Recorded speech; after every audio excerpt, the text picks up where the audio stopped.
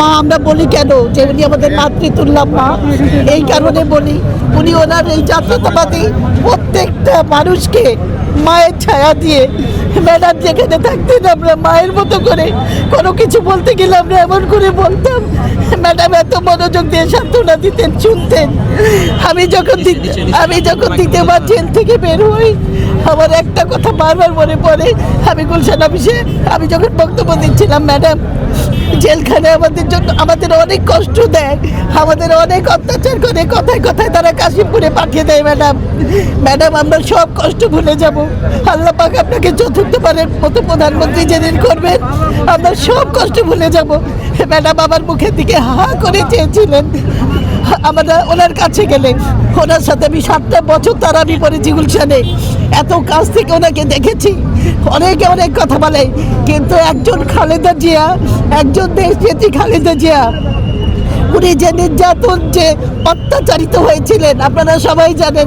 ওনাকে কিভাবে কেমন করে কোনো চিকিৎসার সুযোগ না তিলে তিলে শেষ করে দেওয়া হচ্ছিল।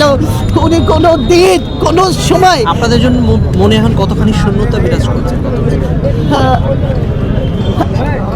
আমাদের মনে শূন্যতা আপনারা বলেন। একটা মা, আমি তো মনে করি যে একটা ঘরের মায়ের কিছু হলে একটা সন্তানের কেমন লাগে, ঠিক আমরা মনে করতেছি দেশনেত্রী বেগম খালেদা জিয়া আমাদের মা। আল্লাহ পাকের কাছে খাস দিলে বলি আমাদের মাকে সুস্থ করে দেন।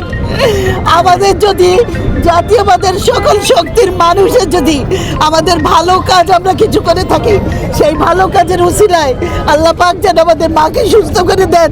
আমরা মায়ের মুখে হাসি দেখতে চাই, আমরা দেখতে চাই আগামী দিনের একটা গণতান্ত্রিক সরকার, আগামী দিনের দেশনেত্রী বেগম খালেদা জিয়াকে, যিনি দেশের কথা ভাবতেন, যিনি মানুষের কথা ভাবতেন।